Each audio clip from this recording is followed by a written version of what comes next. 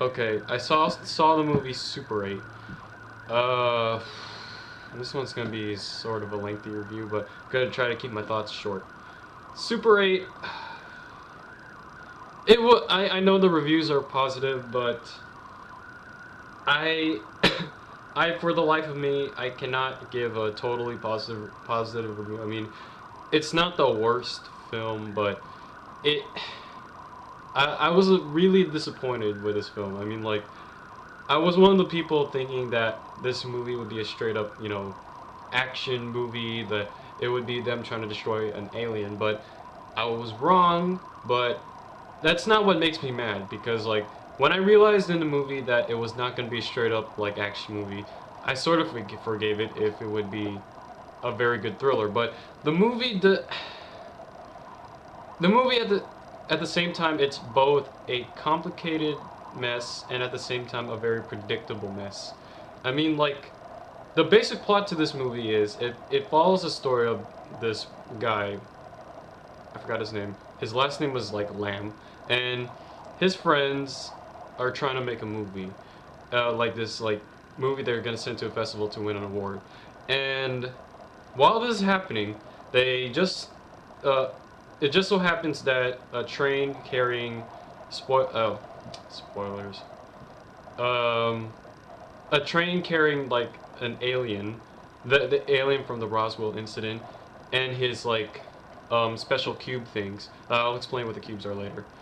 It the train derails because of this guy who's their teacher. He crashes his car into it, and the train derails. So there's two different stories happening at the same time, and the point of why there's two different stories happening at the same time is they're supposed to complement each other. Like, the story about the little kids, like, I think there's Alice Daynard and the little boy Lamb. Their families are like in tensions with each other because it's revealed in early on that the little boy's mother died, and the perpetrator. It was an accident, but the accident was caused by the father of Alice.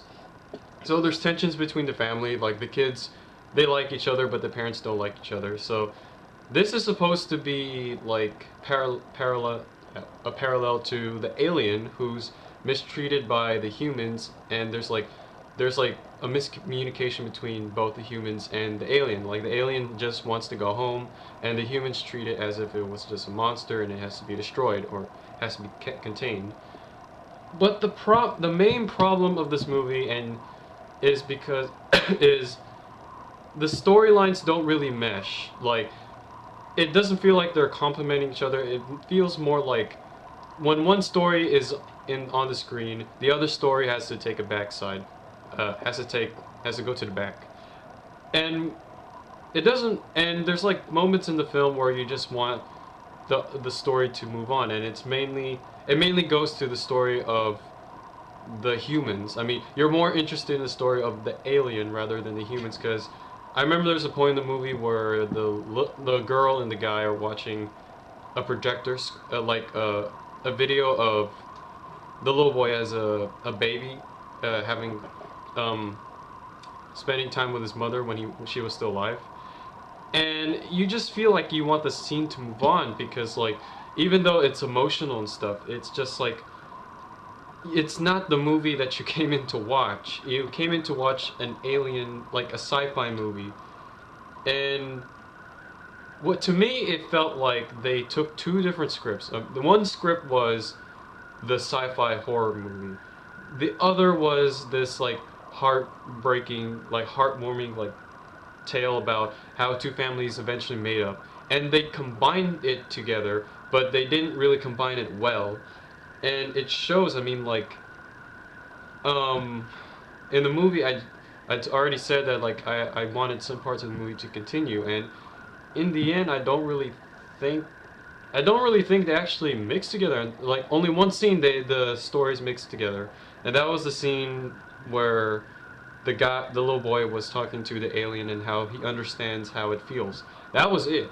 Like, everything else just did not mix. And besides that, my other problem with this film was there seems to be some plot holes that a little too gaping for me. Like I don't know, like if someone can explain it, but the major plot hole that I noticed was if the cubes that were on the train were gonna be used to make a spacecraft, like it makes like somehow the cubes when they form together they form a spacecraft, and it took like one cube. It takes one cube to make a spacecraft. Like in the ending, actually near the beginning, the boy takes a cube, and the cube gets attracted to this what was it? What was it? The water, like there's like this building holding water, and it gets attracted to it. And near the ending, all this metal gets attracted to it, and it forms a spacecraft. And I'm just going, why didn't he make it in the first place? Like, there's nothing in the movie that says that was saying that he couldn't have just made the spacecraft in the first place. I mean, maybe it had something to do with like it only works at night, but I'm pretty sure that like as soon as night hit, the spacecraft should have been made. Like it was made right during the climax. Like it chose like a specific time to make the spacecraft. And also like if it takes only one cube to make the spacecraft, why didn't the alien take the cube as soon as it got out of the train? Maybe it got scared of the humans, but it doesn't really seem like he has a reason to fear the humans, because like it shows that the alien is not affected by machine gun fire. So I don't even know. I mean, it just, if someone could really explain it to me, like there were so many things that I just could not understand. And also there's some parts in the movie where like it shows that the alien is like whenever it's around something like electricity or something, things start to malfunction, and and some things don't malfunction around it, like um the alien, like even though the alien's like a little while away, like lights would start like blinking. But then there's a scene where the kid's at the cemetery, and he turns his flashlight on, and yet the flashlight doesn't start blinking. And also, like the scene where he's forming the spacecraft with the one cube, um, there's all this metal flying towards it, but like this soldier's gun doesn't fly towards it. There's some cars that don't fly towards it either. And another thing, this is probably one of the biggest ones, how come it took one cube to form the spacecraft, but a whole bunch of other cubes were not able to make one? And and in the movie, he doesn't do anything to the cube. The cube does it by itself. Like the cube this doesn't need help from anyone. It just made the spacecraft by itself. Like I don't know. Can someone explain this to me? Like the plot holes and the meshing storylines are the reason why I didn't really like this movie. Okay, it's not the worst movie. I mean, like honestly, it's not the worst. Like I've seen a lot worse, but it was really disappointing. This movie. So if anyone has any other thoughts, I'd like to hear them. Like I want to hear why you guys liked it. All right. And go ahead and comment. I'm not the kind of person who'll get mad at someone else's opinion. That's your opinion. So okay. All right.